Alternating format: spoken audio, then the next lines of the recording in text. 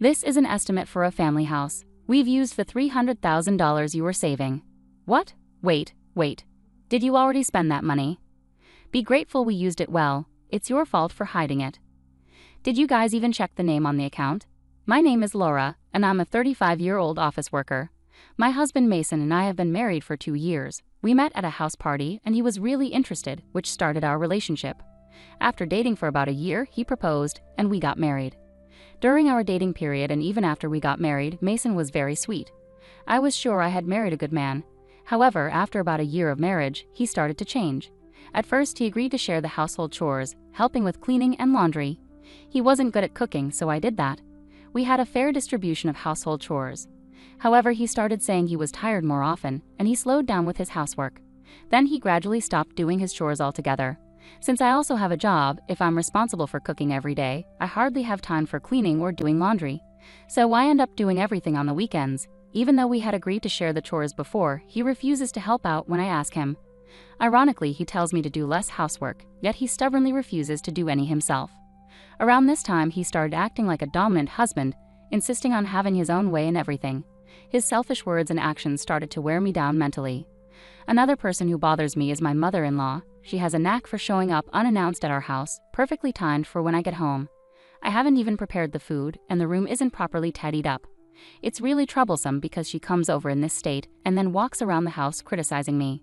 What's this? How messy. How much are you slacking off in housework? I can't believe you're making Mason live in such a dirty room. You're a failure as a wife.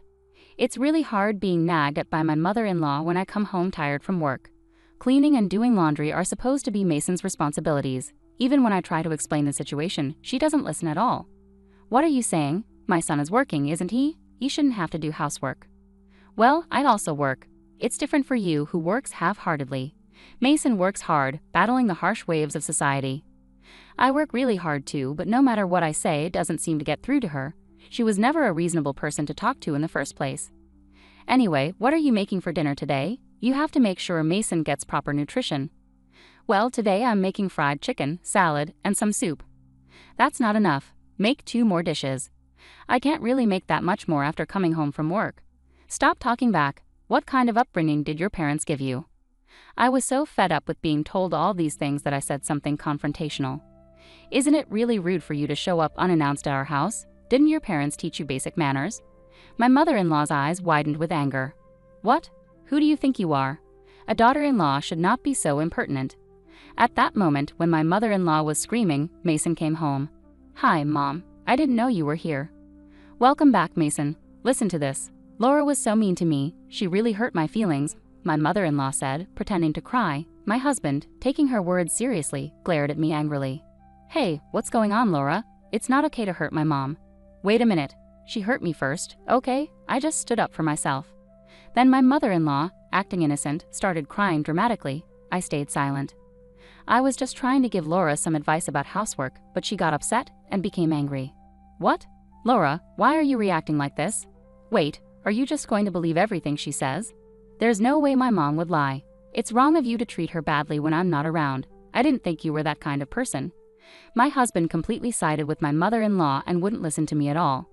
As a consequence, you're not eating dinner tonight. Give the food over there to Mom. What? That's not fair. If you get it, either go to your room or leave the house. Mom probably doesn't want to be around you. With those words from my husband, I had no choice but to leave the house. Despite being exhausted, I managed to prepare dinner, but why should I endure such treatment? Feeling deeply upset, I decided to pass the time at a nearby diner. I didn't want to face my mother-in-law, so I stayed there for about 2 hours and returned home late at night. She had already left, which was a relief, but my husband had a lot to say. I'm still not forgiving you. My mom was really upset. She came here to check on us. Feeling like it was pointless to argue with my husband, I reluctantly apologized just to keep the peace. Seeing me comply made him satisfied. Since then, my mother-in-law started dropping by unannounced, criticizing my chores here and there. When my husband came home, she'd say things like, I want to have dinner alone with Mason, and either send me away or they'd go out without touching the food I cooked. My husband always took her side, and a pattern formed where my mother-in-law would start arguments with me for no reason, and I'd end up getting scolded by him. It became so draining and tough on me mentally that I decided to talk to my father-in-law about it. He looked genuinely sorry because he had no idea my mother-in-law was visiting our house so often. I'm really sorry. I didn't know because she always said she was going out to eat with her friends. No, it's not your fault.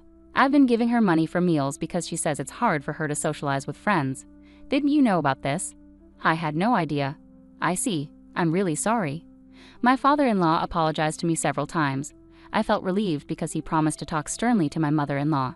However, just as I started to feel some relief, my mother-in-law visited our house again and started complaining to me.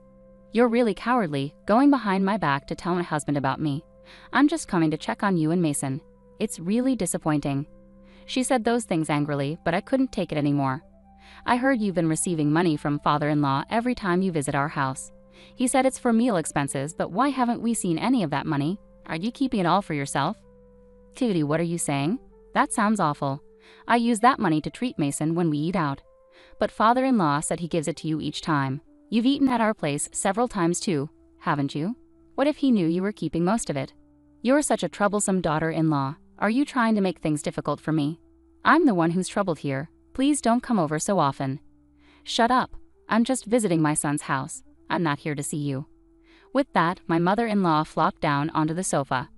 I don't want to see your face. I'll be here until Mason comes back, so please go somewhere else. Completely fed up, I didn't want to deal with her anymore. I decided to stay in my room. Later, my husband came home and started chatting cheerfully with her in the living room. Not wanting to hear their complaints, I quietly slipped out while they were talking and went to a diner. I returned home about 3 hours later. My husband was already asleep, and my mother-in-law had left, so it was peaceful. I went back to my room. That's when I noticed something was wrong. I checked my closet and realized my favorite branded purse was missing. I immediately suspected my mother-in-law. She must have taken the chance to sneak into my room and steal it while I was out. Unbelievable. I talked to my father-in-law right away. He was shocked. Really? I can't believe she'd do something like that. At first he was skeptical, but when I showed him a photo of when I bought the purse and gave him the serial number I had kept, he agreed to investigate while my mother-in-law was away. I'm so sorry for my wife's behavior, Laura, he apologized sincerely. We met at a cafe where he returned the purse and apologized repeatedly. I really don't know what to do about those two. I need to find a way to teach them a lesson. After saying that, my father-in-law seemed to have an idea. I was surprised to hear the plan he proposed. Would it really work? Later, I decided to go along with my father-in-law's plan. As usual, my mother-in-law came to our house and immediately glared at me. You haven't been stealing anything, have you? What do you mean? My purse has been stolen. Hey, that purse was originally mine. That's unfortunate. I suspect you're the one who took it. Why would you think that? Humph, because you don't seem to have received a proper education. Is that so? Should we report it to the police? No, there's no need to go that far. My mother-in-law didn't want to involve the police because it would expose her as the thief. But I anticipated she might search through my room again, which was exactly what I was counting on. When my husband came home, I intentionally left the house. I made sure there was nothing valuable in my room and moved all my expensive items to my parents' house. I had already discussed divorce preparations with my parents, so my room only had essential items for daily use. Except for one thing. I returned home earlier than usual on purpose. My mother-in-law was just about to leave, and I noticed she and my husband were exchanging smirks. Seeing their expressions, I realized they had fallen into a trap. It seemed like my father-in-law's plan was working. On the weekend, my mother-in-law visited again. Not wanting to deal with her, I stayed in my room. But then both she and my husband called me out. They had smug looks on their faces. We didn't think you'd have that much saved up, my mother-in-law said. What are you talking about? Don't act clueless. We're talking about the money in the savings account. You're so stingy, not even telling Mason about it. I generously used it for the family's benefit. What do you mean? My husband and mother-in-law started showing some estimates on the table, smirking. This is an estimate for buying a family house. We used the $300,000 you saved. Why? Did you already spend that money? You should appreciate that we used it wisely. Why would you make such a decision without asking me? It's your fault for keeping it a secret. We used my $50,000 in savings and bought it outright. No interest that way. I can't believe it. Making such a major decision without involving me. Huh, do you think you have a say in this? Of course I do. And starting now, you'll do all the housework like a slave. If you want to leave, go ahead, but remember, it was mostly your money that paid for this. You wouldn't want to waste $300,000 and leave alone, would you? My husband and mother-in-law burst into laughter. It was utterly disgraceful. I couldn't believe it. I married such a terrible person. Deep down, I had hoped my husband was a good person influenced by my mother-in-law, but it seemed that wasn't the case. I have no regrets now. I took out the divorce papers I had hidden in a drawer and handed them to my husband. "Let's get divorced." My husband and mother-in-law were taken aback. "Are you serious? You're making a big mistake," my husband exclaimed. "I'm sorry, but I'm not losing anything," I calmly replied. "Huh? Did you guys check whose name is on the account?" "Huh?" As I said this, my husband quickly checked the account details, and both he and my mother-in-law looked shocked. "Why is it under my name?" she shouted in disbelief. "Hey, what's going on, Laura? Did you steal my mom's bank book?" "Please don't say such things. I was entrusted with it by my father-in-law." But they didn't believe me, even as I tried to explain. "Stop with the lies. That can't be true." "That's right, you thieves. We'll take you to the cops." As soon as they realized they were in trouble, their attitude changed. It was despicable. "Feel free to involve the police. I'll show them the footage from the security cameras I installed in my room. It clearly captures both of you breaking into my safe and taking things." They paled at my words. "But you're also guilty of taking my mom's bank book." "That's right. You're going down with us." As they shouted accusations, my father-in-law arrived. When my husband called me into the living room, I had texted my father-in-law. "Dad, listen. Laura stole my mom's bank book. She's a thief," my husband yelled. "Quiet, both of you. Shut up." His stern voice silenced my husband and mother-in-law. "I entrusted your bank book to Laura." "Why? Why would you do such a thing?" my mother-in-law asked in disbelief. "Because you and our son were causing her distress. Not only were you bullying her, but you even stooped so low as to steal her purse. It's shameful," my father-in-law replied firmly. "What? What are you talking about?" she exclaimed, trying to deny it. "Pretending not to know won't work. I returned that purse to Laura," my father-in-law stated, revealing everything to her. My mother-in-law was visibly shocked, realizing that her actions had been exposed to my father-in-law. "But why would you trust the bank book to Laura?" she asked, bewildered. "If you're the kind of person who would thoughtlessly steal your daughter-in-law's purse, then you would definitely try to access a safe if you found one. It was a test I set to see your true intentions. I never expected you to go as far as buying a whole house," my father-in-law explained, sounding astonished. "I transferred that $300,000 to you because I intended it to be part of our divorce settlement," he continued, his tone cold. "Knowing your spending habits, I was concerned you would waste it, so I even considered having Laura safeguard it until everything was finalized." My mother-in-law went pale, realizing the implications of his words. "What? Divorce? I've had enough. You've gone too far. From now on, you can live however you want on your own." Wait a moment. That means I've used up all the money you gave me in the divorce settlement." "That's right, but you brought this upon yourself. I've divided our assets as agreed. I won't give you another penny." "But what will I do if I'm left with nothing after the divorce?" "You still have the house, so you'll manage," he replied coldly, ignoring her pleas and handing her the divorce papers.